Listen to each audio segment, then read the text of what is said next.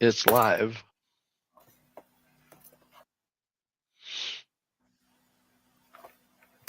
Well, whatever. We're live now. Whether you love us or hate us. So I see you sent out a note about the study in China with kids that have sleep disorders. Yeah. First of all, they don't study them very well. Kids don't usually get tested in the sleep lab. It's sleep labs almost laugh you out the door when you bring a kid in to have them tested. They're used to seeing people like us, middle-aged people that have sleep problems that snore, and that's their most common clientele. So when kids come in, they don't expect kids. Is your kid snoring? I mean, what's how do you get indicated? Night terrors. They don't do studies for night terrors. It's hard to get a kid identified as a sleep disordered kid. And they're reluctant because they have to get paid to do the study. And if a kid comes in, it's hard to get the insurance to authorize it. So now in China, it's probably a totally different thing, but studying kids with sleep disorders is not the easiest thing. It's a small niche compared to the bulk of the studies that are done. Mostly males, overweight, middle-aged males, and that's their common clientele. Obstructive apnea people. And Ron Swatsina years ago sent. Oh goodness, I think we're losing your connection. The streaming may continue. I don't know, but Ron had a little skinny kid come in. They did the QEG. We found him falling asleep, eyes open and eyes closed really quickly. We recommended that he get a sleep study. And he actually got a sleep study ordered, a written order from the doctor to have a sleep study. He walked the kid to a different level on the high rise that their medical building is, to the sleep lab, and they just about laughed him back out the door. But he had a valid order, and they did the study. It was the worst case of central apnea they had seen. So when he went to sleep, he quit breathing. He had to wake up to breathe. So it was kind of a horrible circumstance. But that's, it's a kid with a sleep disorder, and they do happen. Anyway, I think your cable went out, and I'm not sure you're streaming, but it still says it's live with 3 minutes and 30 something seconds. So I may be hosting it for the moment myself. I don't know if it's actually streaming, but it does suggest that it's live.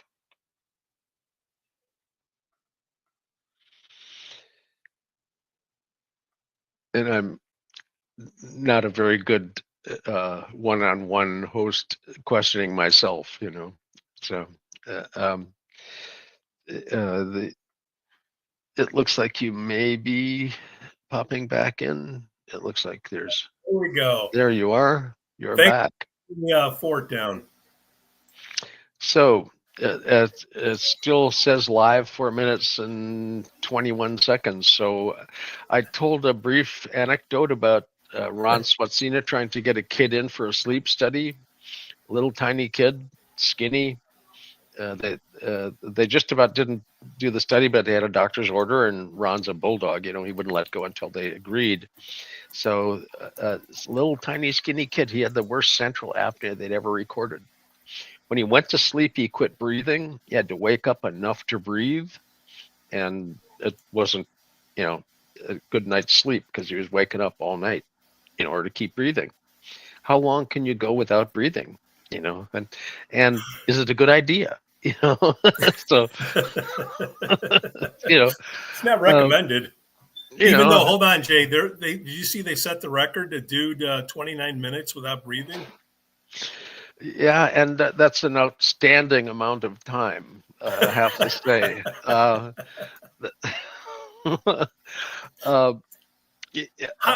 do you do that, though? I mean, doesn't your brain need something?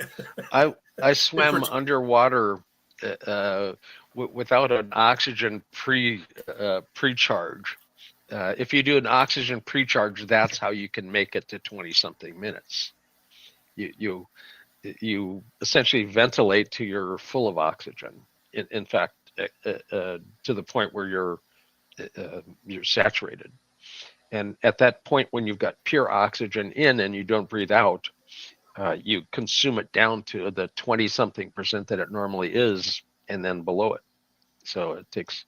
Now, when I was a lifeguard, we had a 100-meter outdoor pool, and all the kids would line up to come in for the noon, and we would have a break after having done swimming lessons in the morning.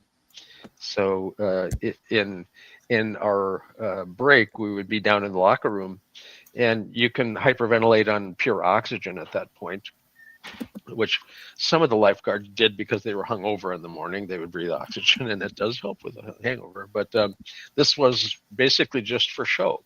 If you breathe pure oxygen, you can go out, walk to the edge of the pool, dive in, swim underwater 100 meters, and pop up on the other end. And that's not usually easily to do. You can't really do that unless you're a really good swimmer and well oxygenated. I made it 100 yards underwater and passed out. So without an oxygen prep. But the coach saw me, and they pulled me out before I was in too much trouble underwater. So did you live? Oh yeah. I was spitting water when they pulled me out, but that's okay. He bet me I couldn't swim. 100. He bet if you can't swim 100 yards underwater, and if you do, you get an A for the course. It was gym class, and so. But I was on the swim team. I was a competitive swimmer. Swam till my second year at university. Should we welcome Dr. Maria and Anthony? Hey, guys. I made it. Yay. Very jet lagged, though. So nice if you want me, this is the way you get me.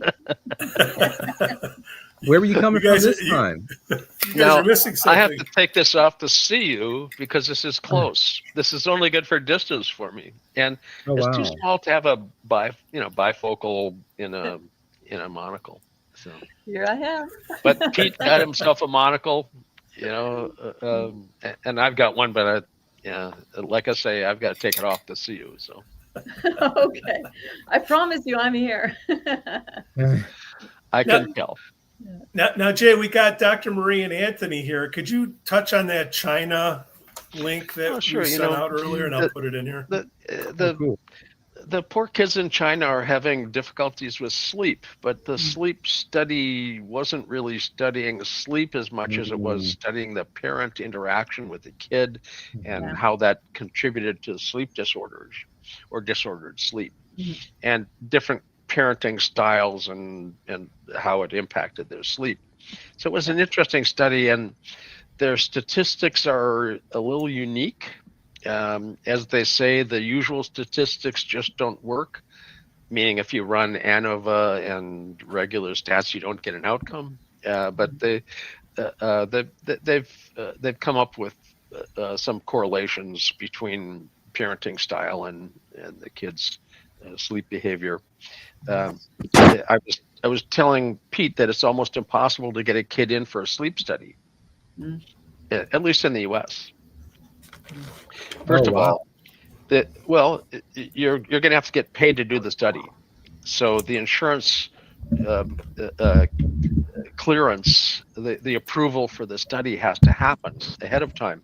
And it's hard to get a kid approved. I mean, why are they there? Are they there because of apneas? Are they there because of restless leg? I mean, there's some things that are routine things for a sleep lab to study, and little kids just aren't really on the list.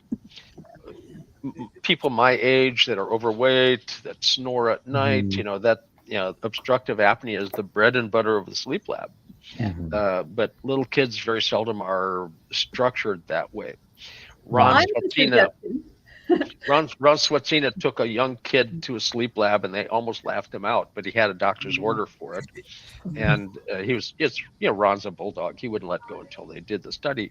So it was one of the worst central apneas they'd ever seen. Wow. He would quit breathing when he went to sleep. Wow. And he'd have to wake up. I mean, as Pete and I were discussing, how long can you go without breathing? So thus the discussion about the swimming. When you guys popped in. Jay, that's crazy about the not screening for child sleep apnea, because as we know, obesity is the main cause of obstructive sleep apnea, and obstructive is the main form of sleep apnea. It's like by far the dominant. And we know that child obesity is skyrocketing. I mean, it's literally, if you look at the 2010s, it's skyrocketing. I will tell you, just before Dr. Mari goes, 2 recent studies found that the main causes of child sleep apnea are due to tonsils, and that removing the tonsils or adenoids addresses the majority of cases or something. I have the links here if anybody needs them. The bulk of them end up suggesting the possibility of opening up the airway, and tonsils and adenoids usually do it. There are some people that have had tonsils and adenoids removed and it's still not sufficient. And for them, opening up the airway further, you can do it the old-fashioned way with a scalpel, where they actually carve you a new uvula. Yeah. And it's one of the worst painful things you can imagine having done. It's not just a bad sore throat. It's horrible. And the people who've had it done usually say if they would have known, they wouldn't have had it done. But there's a newer approach. If you take a piece of chicken, you put it on a grill, it denatures the protein and it shrinks the part that's on the grill. So it'll curve the piece. Well, if you use a laser to shrink your soft palate, it'll shrink. They numb it, they heat it, it shrinks, it opens up the airway. It is like a bad sore throat, but it's not anywhere near like the week after week of recovery from the healing of the surgical removal. So it's more like recovering from a bad suntan, and you can't get it just by opening your mouth and laying in with the sun beaming. And don't do it at home with the sun. It's not the same. But the laser shrinkage of the soft palate has become much more popular, especially with the people that have it done. If you had a choice and you knew what you're getting into, the carving a new opening isn't really.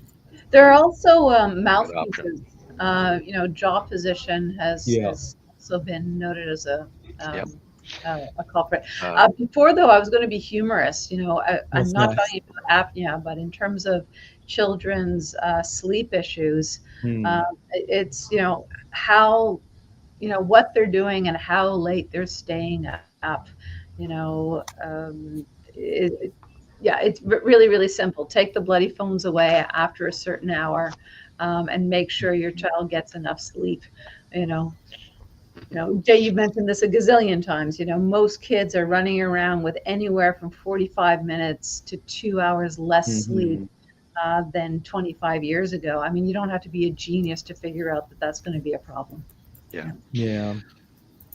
And as kids that have media, that's another link that Pete posted. The kids that have media end up having more psychological problems, but they're probably not sleeping well either. I mean, I can chat your ears off on that, especially the link of the social media in terms of everything that the kids are being seeing, the judgment on self. I mean, adolescence is so awkward to begin with. I mean, I think, Josh, you're the younger one here, but everybody over a quote unquote certain age, nobody really remembers adolescence. Maybe Jay as being the glory times. It's the time of self-question. Yeah, Jay slapped the doctor. Yeah, yeah. It's the time of question between childhood and adulthood, right? So, Yeah. Hey, Radar. Radar has a hold question. Radar's here, one of our steady customers, Anthony. He's been sitting on this question for like 2 weeks. Take it, Anthony. Jay, Radar wants to know, do you know who the first neurofeedback practitioner was? Besides you. So not a researcher researching it like Camilla, but a clinician doing clinical work. That's what he wants, yeah. Good question. yeah. There were people doing biofeedback, not neurofeedback, but biofeedback in the late 60s and early 70s as they were trying to change things over from classical conditioning to operant conditioning. And so there was, and that's a clinical thing. I mean, there were probably academicians that were doing research that was clinical research. But as far as neurofeedback is concerned, the first clinical research was actually a friend of Barry's. Says, if you can stop those cats from having seizures, how about me? I have intractable epilepsy. And he helped his friend, and that was 70 or 71. And that was a clinical case, but it wasn't like he had an office that was open for clinical work. 1972, we had a state hospital laboratory open for clinical work. I mean, it wasn't a research lab, it was open for clinical work. That was all research, clinical research, but it was a clinical lab, not one that was oriented towards research. And so one of the first groups to do it. Now, there were slow cortical potential people in Europe working at about that time. And the slow cortical potential work in Europe was also for epilepsy. Now, you have to remember, Barry actually started with slow cortical potential work and quit because it's a pain in the butt. If there ever was anything, it was a pain in the butt. The technical expertise that was required to get a clean study with slow cortical potential. You have to control eye movement, tongue movement, respiratory movement. I mean, the electrode has to be fixed and secure. I mean, it's technically really fastidious work. EEG is a piece of cake by comparison, and you know how tough EEG is. So he gave up on slow cortical potential because it was so difficult to make all the controls. But he focused on EEG specifically initially with cats, So Jay, in the 30s, it was Berger. But when he was working with his SMR, the people in Europe were working with slow critical potentials, Burbaumer. And Burbaumer has hit the news recently as his return to respectability. There was a political attack against him about 20-something years after he did his initial work with the slow cortical potential training to teach people how to control a computer and the ALS patients that he had initially. And they basically, he had published in Plus One, and it was a good paper about brain computer interface and the good outcomes. But 20-something years later, a political attack on him at his university basically challenged that he didn't have records of everything in his study. And what records do you have from 20 years ago? And what were the standards for record keeping 20-something years ago? Well, Plus One actually pulled his paper and said it was a scientific fraud. Now, he sued them, and he sued the people who attacked him, and he won in court. He just settled. And Plus One is going to have to make some formal apology and reprint his paper. But why is it all rescinded now? He's also one of the first to get think to speak working. He's actually got implanted electrodes of people speaking that have total paralysis with ALS. They can't blink even. Blink once or twice to tell me yes or no. Well, they can't even do that. But Jay, you know Elon Musk was the first to do that. Sorry, I couldn't resist. That came up. Why you do here. that? Why? In his own mind, I'm sure he is. Yeah. He's got a lot in his own mind. So,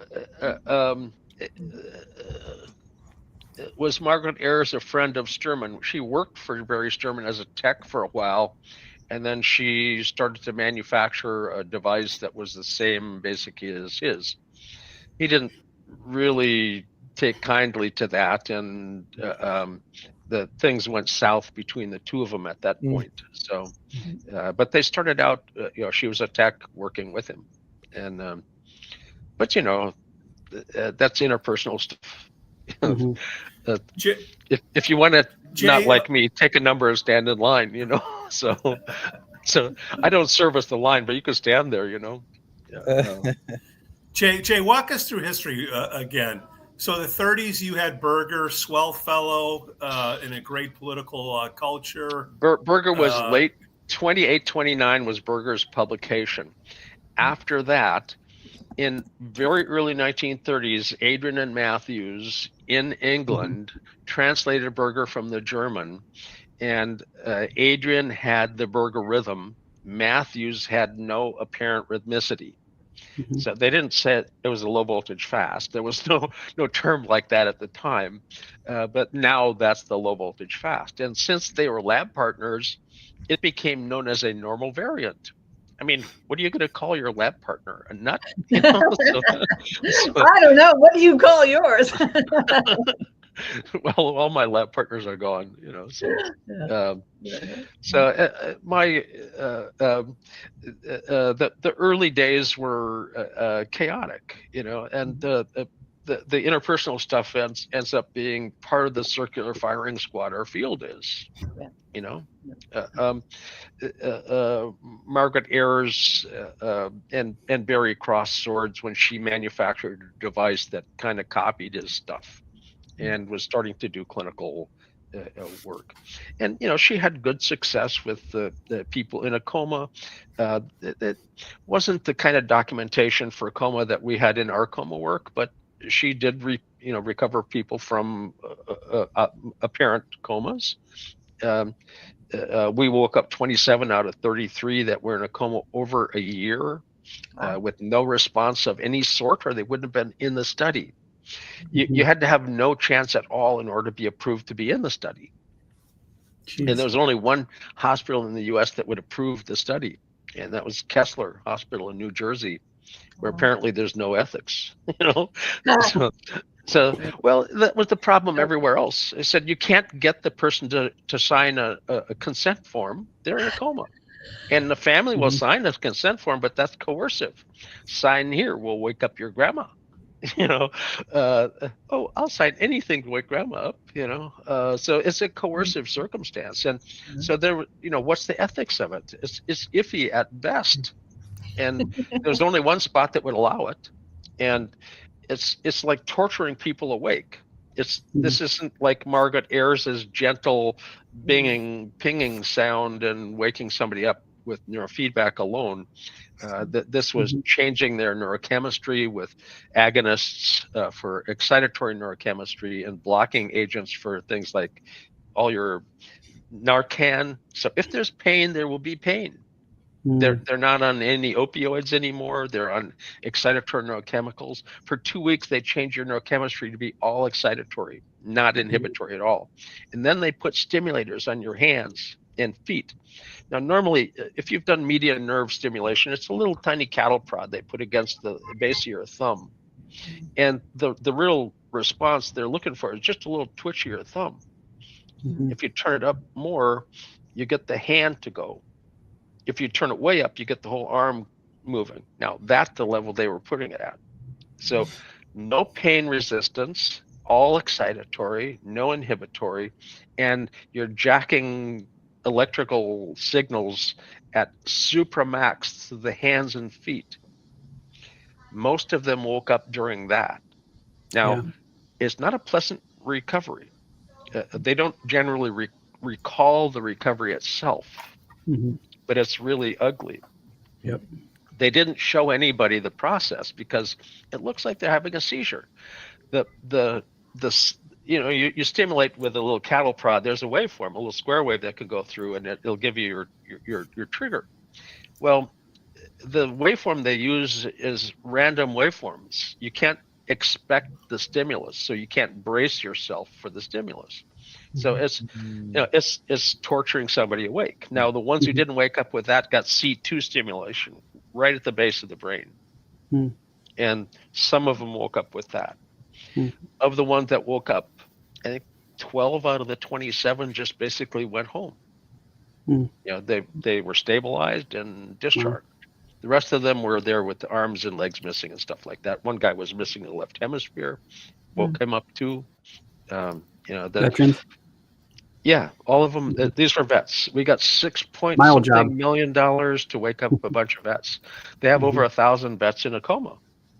And if you're in a coma an extended period of time, they transfer you from a hospital setting into a kind of a warehouse facility. They flip you so you don't get bed sores real quick, and it's Jay, Radar is asking, did these people have severe cognitive disabilities? Sounds like they're pretty pissed off that you woke them up. A third of them were upset that they were back, and you couldn't tell by looking at them. Some of them were missing arms and legs, and they were fine with being back. But I'm back and I'm ready to go to therapy. I'll get my bionic limbs and go running or whatever. Really a lot of them that were injured did fine. One guy was ostensibly fine, but lost IQ points to normal. He was pretty bright in the first place, and he became normal. And he attempted suicide repeatedly. So. Jay, when you say the recovery was not pleasant, is there more color on, was it more of these treatments that look like a seizure, or what did that look like, or why do you say that? Once you woke them up, they're up. Not all of them maintain. Sometimes you've got to bring them back again. They got their money from the government after a blinded rater. They had 12 studies on 3 people that had gone into a coma and were recovered. And the blinded rater had to say which EEG was it that they recovered. I mean, they're okay now. And they sent the QEEG data to everybody that you ever met in this field that had a big name had a good look at that data set. And there was nobody that could tell them when the people were in coma and when they were awake based on the Q. Now, Phil DeFina, the doctor who runs the study group at New Jersey, heard a talk I gave on consciousness, and he came to me and asked me the only silly question I ever get. Jay, would you like to look at this data? I said, I've got 12 studies on 3 people who were in a coma, and I'll send them to you blind, and you got to tell me when they woke up. So, Jay, do you want to look at the data? Of course, send me the data. So in the mail, FedEx, I think, came a pack of QEGs. And I immediately emailed Phil and said, Phil, this is step 2. I don't take step 2 unless I take step 1. Where's the EEGs? He says, this is all we send. I said, I'm not going to look at this. Send me the EEGs. I'll look at the EEGs. I'll look at this. I'll tell you when they woke up. You sent me the EEGs. Now, why does the EEG show you somebody is not in a coma and the QEEG can't tell? All the time dynamics, the dance of the EEG is gone. All you see is the static average of the background. No phase information is in the Q power spectra. All you see is the spectra. So if you look at the EEG, you can see the dance of the EEG. Phase shifting things from the back to the front, the traveling waves, as John Hughes calls them. You can tell a awake brain from a coma brain because a coma brain's not doing jack, what. It's just sitting there. It's a lump. And, it's not active and dancing in front of you. If you've seen enough EEGs, you can tell when one is busy doing something and one is just sitting there doing nothing. And the the dynamics is missing from the cue. So, first patient woke up after number 6, the other one woke up after another one, and this third one was a trick question, really. He was woken up out of a coma, went back into a coma, and woke up out of a coma again. I got that one too. So, they then got the 6.8 million out of the government because it looked like the EEG may be able to spot this consciousness stuff anyway. So the Q wasn't worth beans for identifying conscious or unconscious, but the EEG itself was a piece of cake to spot if you know what you're looking at. And I've seen too many EEGs to end up being fooled by one. So. Jay, if we don't know who the first practitioner was, I'm trying to help out Radar here. I think it might have been Berbaumer. It may have been Berbaumer with epilepsy in Europe. And he's one of the 3 original founders: Kamiya, Sturman, Berbaumer. Those were the big 3. Was Kamiya for EEG the first?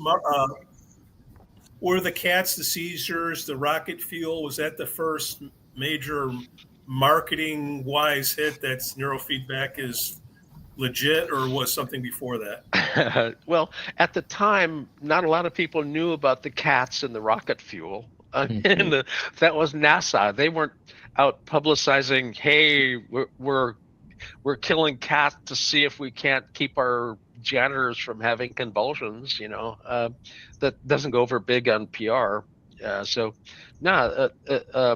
Until Barry had actually had a friend that was successfully treated, there wasn't really a track record for SMR doing anything except having cats, press a bar to make more of it. You could train them to press a bar for milk and a little chicken broth. Just plain milk wasn't quite attractive enough. A little chicken broth, now that milk is all right for the cats. They would go for that. And he actually had one of Pavlov's granddaughters, I think she was, working in his lab. Wow. And she would put the cats in the little box with a bar press in it and everything, a little light to come on to warn them and everything. The cats drooled. And she would take the cat's paw over and poke on the lever a bunch of times. And Barry said, "What are you doing?" And she said, "I'm showing them where the lever is. You prime them by showing them this. Otherwise, it just takes forever for them to randomly bump into it, So then it was, the cat having to do it, but she had experience. She primed them a little bit. But Pavlov's granddaughter, so maybe she learned something, on the way up. That's cool. Anyway, our lab in 1972 was, I think, the first dedicated clinical lab, and it was me at 21 years old with no degree at all. I just left school and wrote a grant for the lab, and my lab partner built the equipment that we had largely. We had a couple of devices from Autogen 120 EEG amp, but they're lousy. They're a field effect transistor amplifier, and a FET transistor will blow if you hook something other than the ground electrode first. The static electricity would blow out your amp. So don't a lot of people ended up with an amp that didn't work for some odd reason. The amp was blown, because they didn't put the ground electrode on first. And it's a static going directly through the amp, not to the chassis, and ended up blowing the front end. But it was a zero cross detector amp. It could only tell you the dominant frequency. SMR is this little thing riding on this big slow wave. You can't feedback SMR with the damn thing. You could feedback a dominant rhythm, and that's it. So it was a worthless device. An Autogen 120. It had ports on the back that weren't even hooked up. They weren't wired to them. There was apparent outputs that weren't wired. So. Jay, Radar had another question here. He says, "You've said that the theta beta ratio is now unreliable as an indicator of ADHD. Would you say that a high theta beta ratio is at least indicative of executive dysfunction?" Well, it's not a ratio that you want to have high. It just has ceased to be diagnostic. But then what good is diagnosis? It doesn't predict anything except your billing. So all you want, you can go work as hard as you want to come up with a diagnosis. But if it doesn't tell you what works and what doesn't work for therapy, it's a waste of time coming up with a diagnosis. Show me the EEG, QEEG, which is prognostically specific, but diagnostically non-specific. Now I know how to treat. Now that's what you need. You need prognostic knowledge, not diagnostic knowledge.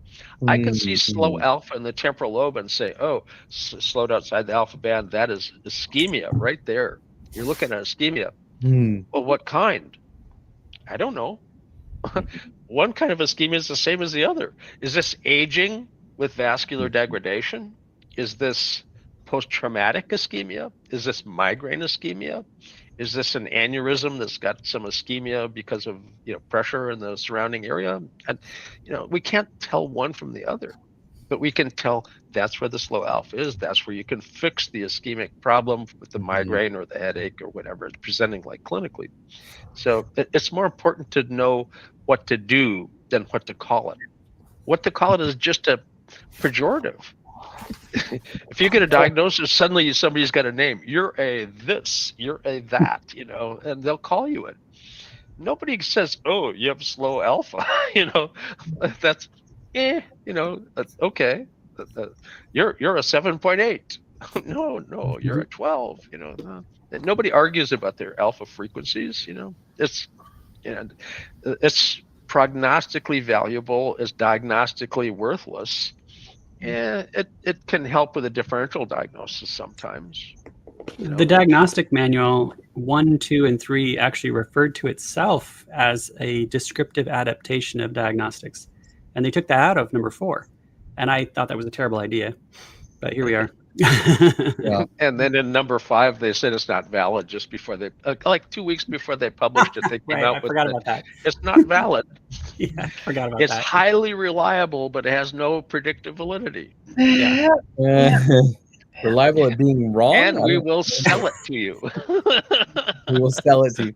Yeah, and there's a little nuance because an MD friend and another actually psychiatrist friend, they've said to me like, we don't use the DSM, they don't I think he just pointblank said to me like, I'm not consulting the DSM when I'm diagnosing. But then the question is like, well, what are you replacing it with? And it's like your clinical experience, but that's obviously insufficient because only half of people are getting better with pharmacotherapy. What direction is the wind blowing? It's going to make your guess. Yeah.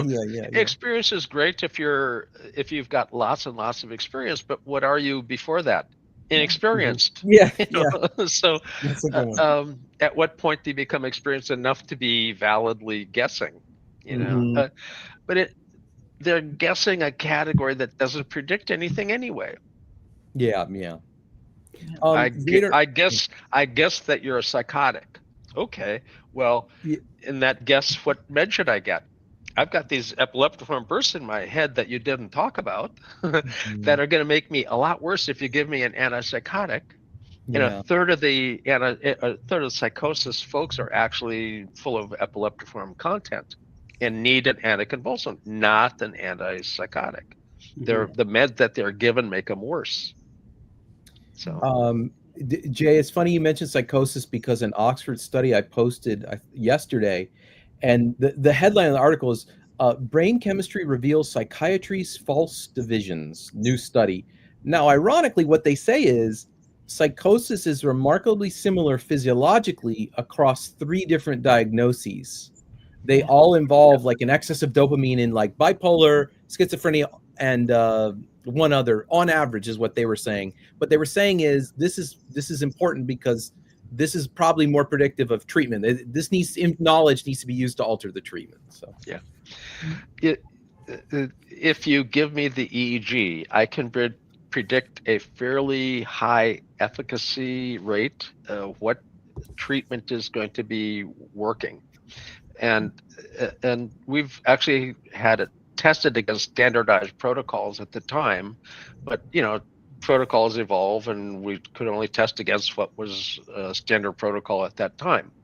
Now there are new standard protocols, and the QEG driven stuff is still what I would do, but there are people that still use behavioral presentation and the response to the training.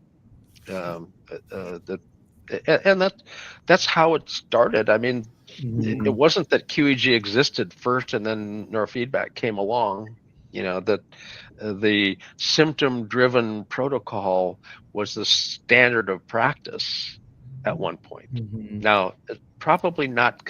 What's the standard of practice? Well, the preponderance of the practice is basically what forms the standard, and the preponderance of the practice is at this point not just listening to symptom, but actually look at EEG. Some of them are not 19 channels, but clinically they're looking. And I don't read mini cues, but they're better than not looking. It's just, I don't look at those because I want a complete EEG. What area do you not want to study? I want to see the whole thing. And I get sent mini cues, but I tell them, chat with somebody that does mini cues. So, Dr. Marie, can you handle Lynn? Yeah, there are a couple of questions actually that came up. I don't know whether I should do them in go ahead. order. Take whatever you want. Yeah, so the first one was somebody's coming up to Vancouver. Yes, come by and say hello. Just give reception a buzz to make sure that we can accommodate you to say boo back. That's welcome Adelita Montero, Live Psychology Podcast. We just sent 2 people over to your podcast. Okay. Oh, cool. Probably if you come in the morning, then we can say boo. So nice. Second one that came up was about the Z-score, and I love this question. I don't know whether is it true that Z-score training can be dangerous because moving someone to a Z-score of 0 can mean blunting extraordinary abilities. So we have to be a little bit careful about dangerous. I'm going to stay away from the dramatic here, but one of the things that my major critique of Z-score is precisely that. You could be training out some stuff that is really potentially fantastic. My running line, and everybody on the show has heard me say it before, is I guarantee you Einstein's brain was not typical, right?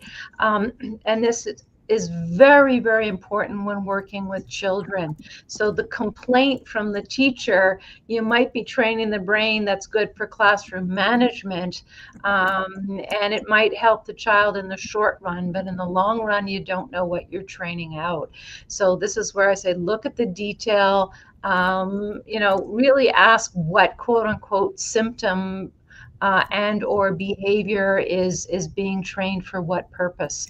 The other one is classically, if it ain't broke, don't fix it. Sometimes you see really interesting things on the EEG, but if it hasn't expressed itself, you're talking about a liability, which may or may not express itself.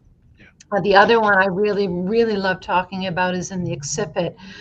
If somebody knocks on your door and talks about stress tolerance, anxiety, or insomnia, you want to go after it. But if the person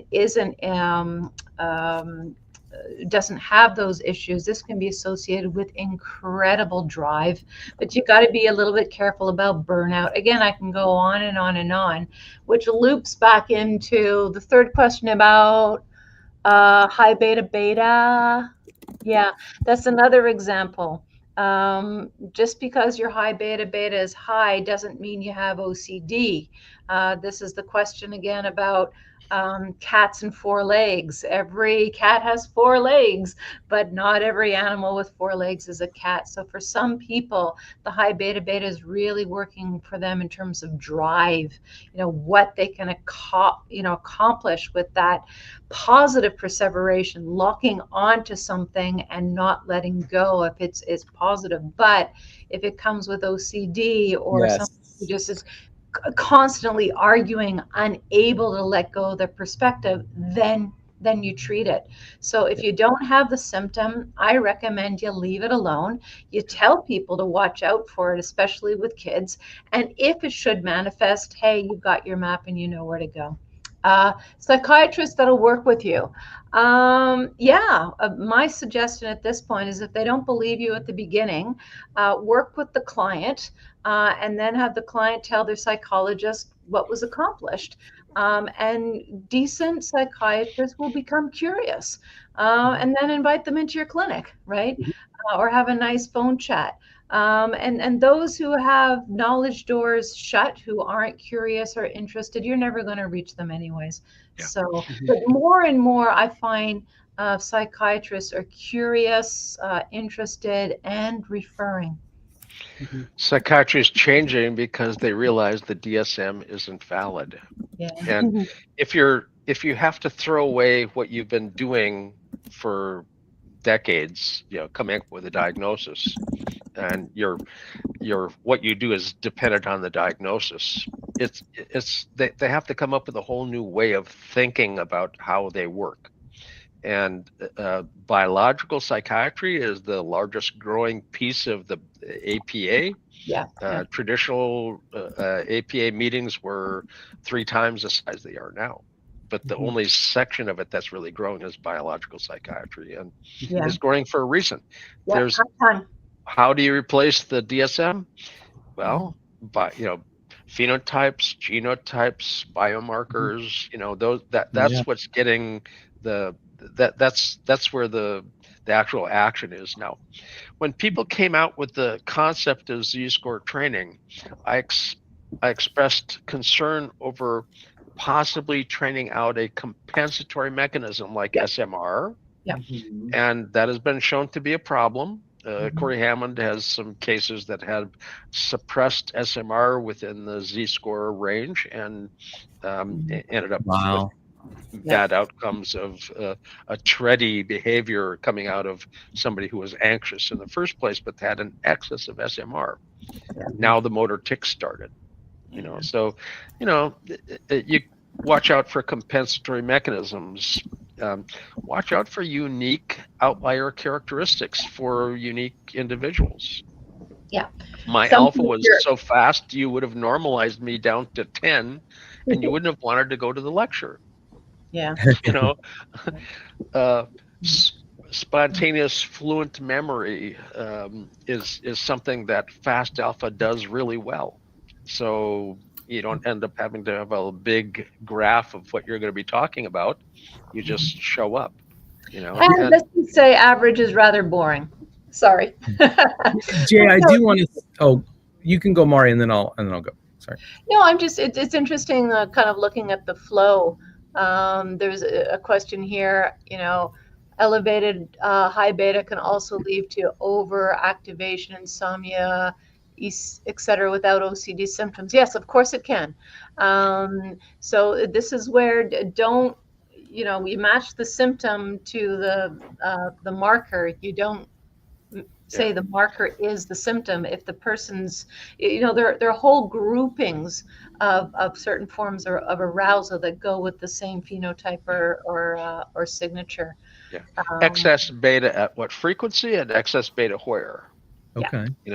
Excess beta at 16 isn't the same as 28 or 35. They're all beta, but they're not all the same. Types of beta. So and beta at the anterior cingulate is different than beta in the temporal area. That's actual real beta, and the beta in the temporal area could be muscle. There's a lot of people that have trouble differentiating muscle from beta. They don't know EEG well enough, the morphology, turn up the high frequencies and look for biphasic spiking. It's muscle. The brain doesn't make biphasic spikes. Muscle intake potential is a biphasic spike. So you can always look at the outlier and the artifact. Make sure the artifact is artifact, and the outlier is not necessarily a whack-a-mole. Sometimes it could be, somebody mentioned the superpower, or as Jay was saying, especially in head injury, it could be it doesn't necessarily mean that that's the injury. It could be the compensation. And boy, oh boy, you don't want to touch that. That's the beauty of the brain. Yeah. I did just want to say, I know I'm new, but I haven't seen anybody lose their superpower, so to speak, yet on, let's say, a Jay's treatment or appropriate treatment, what I would think is appropriate. And I wanted to say too, you know, there's, and this is philosophical, so this is up to debate, right? But the idea that, well, if they're not reporting the symptom, then don't worry about it. And I do want to say, like Joshua has reported on this podcast that he's had people that have said to him after they get the example was low voltage fast. And so they get that corrected. And they said to him, I think you said, Joshua, all of a sudden they said, you know how you said I was a workaholic and I insisted that I wasn't? Well, you were right. I was an alcoholic. And I just don't know, like, I'm kind of the fast opinion, alpha variant, that one too. Yeah, you get that one from that one too. I'm kind of the opinion that you want to clear the brain, but I'll tolerate some other, being that I'm new, I'll tolerate some other options. For phenotypes, along with a biopsychosocial interview, I will conclude that there's utility, but that's in the judgment call of the practitioner. Yeah. Really. And the client, I mean, you build together. I mean, for some people it's like, yeah, you are right, and I kind of like this. And other people, exactly what you were just sharing, which is like, yeah, I didn't know it was there, or yeah, it's just a raising of awareness. Like you don't know something is blue until you're aware of the color blue, right? And then the question is, do you like blue or not, right? So Becky Basham was training an NFL player who was having trouble with sleep. And she's going to train him SMR as CZ, and he had big beta at CZ. So suppress the beta, train up the SMR, and he could sleep, but he lost his drive. He didn't feel motivated and driven in his play. And she taught him how to control his beta. Up, down, up, down, up, down. Control the beta. Not make it bigger or make it smaller, but control it. And keep the SMR. You learned SMR how to fall asleep. Now just learn how to put your beta back on when you want it, not in the evening when you don't want it. You know, geez, I'd like to go to sleep, but geez, my beta's just got me going. You know, you got to wind it down. Well, how do you do that? You either do it in here, or you consume alcohol or THC or sleeping pills, or only intended for short-term use, and you've been on it for years, you know. So good segue into burnout. So one of the things to also really consider is a client's age. So sometimes you see these drive patterns, as we like to say. You know, if somebody's 20-nothing and they don't have symptoms, I'm like, yeah, you can get through med school twice as fast. We're not touching this, okay? But be really, really careful on the cusp of 38, 39, because a lot of people, this exact situation or these exact same signatures at 40, it's like a garage door comes down and it's burnout. So yeah, I mean, dialogue with your client continuously. Lynn has a question about what's a characteristic of a client with very low activity at T4 and T6. I've had more than 3 clients with very low. I'm sure the part of the answer is what kind of activity, but go on, guys.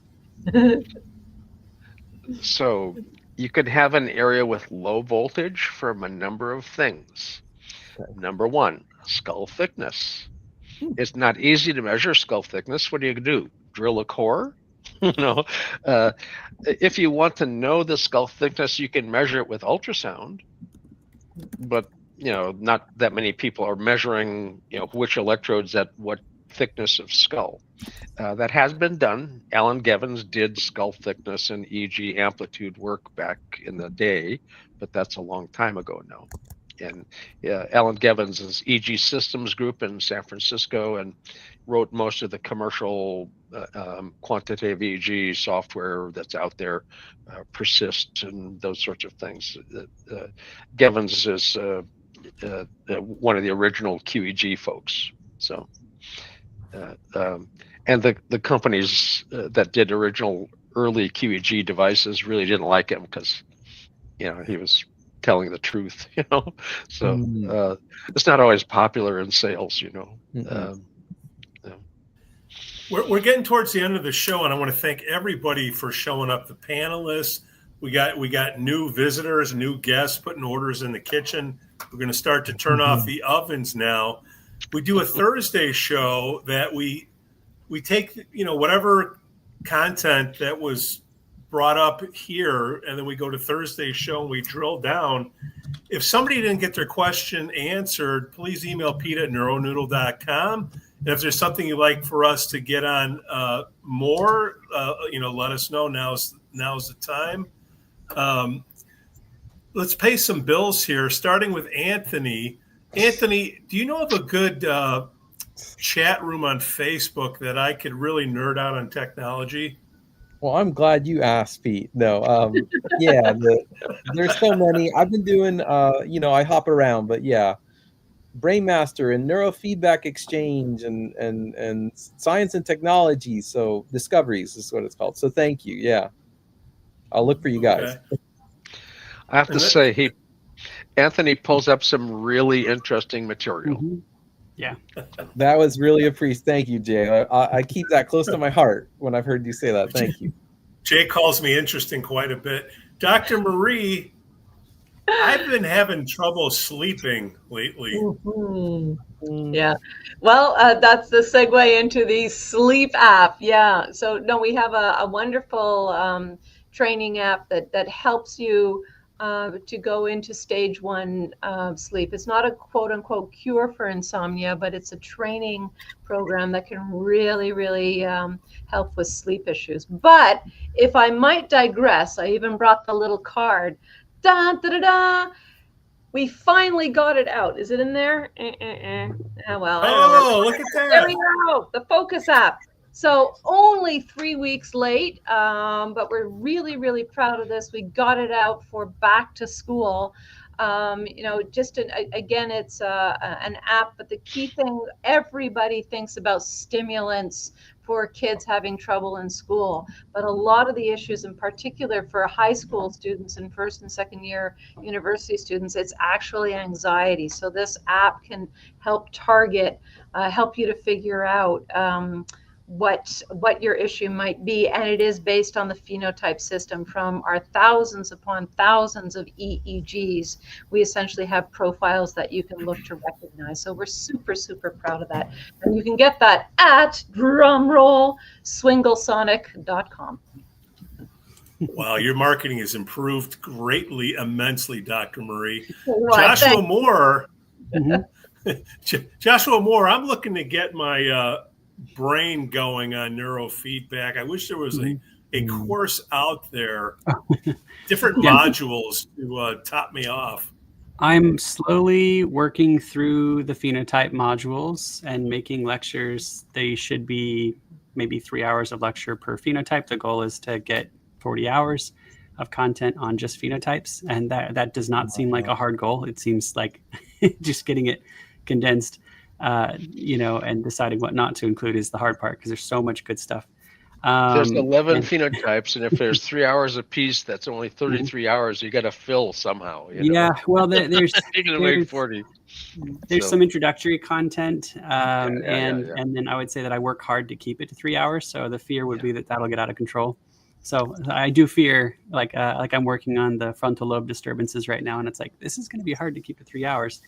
And so we'll see if I can pull it off. I'd like to keep it as small as possible, but I want it to be a longer form version within reason. And so the reason why I decided to release it is because of Anthony. It's Anthony's fault. I literally said in a recording, wow. I said, there's no published research on this topic. I was covering a topic on, I think it was gut biome and neurotransmitters.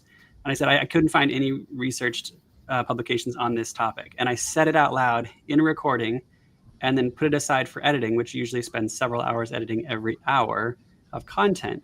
And the next day, Anthony posted something on one of his forums of a study that I had verbally said there's nothing on it. And that's when I realized I need to start releasing this right away. It'll feel better when there's a few modules, like there's only like an introduction module and then the low voltage fast phenotype. And then I'll have one out in a few more weeks. And then hopefully I'll speed up to where there'll be one a month. Nice. But I won't punish anybody for starting early. You'll get the discounts so that you don't pay more if you waited and got it late. I'll make sure that it's fair. If you're in the Pacific Northwest and you need a little pick me up, where should they go? You got a URL? Oh yeah, I emailed it to you. Maybe I'll copy it into the questions. Hold on. Let's see. Where did I put it? No, for your business. Alternative behavior. Yeah. It's more than 3 weeks late for the card on this one. Yeah. So alternative behavioral therapy is where I work, and I can do consultations. Pete can provide the link to the courses if somebody's interested to that. It's in the description of every Q&A that we do. Oh, great. In about awesome. 6 weeks, in about 6 weeks, I'm going to work on getting my Roush on around Oakland. You got any neurofeedback nerd out parties I can go to, Jake Gunkelman? You know, there's this 3-day birthday party for me in October that happens to be EEG meetings for 3 days as a good excuse to party. I have to say that they're serious about their science, but they're serious about their parties too. So it's an interesting group. We meet in Sassoon, which is only because I can't travel.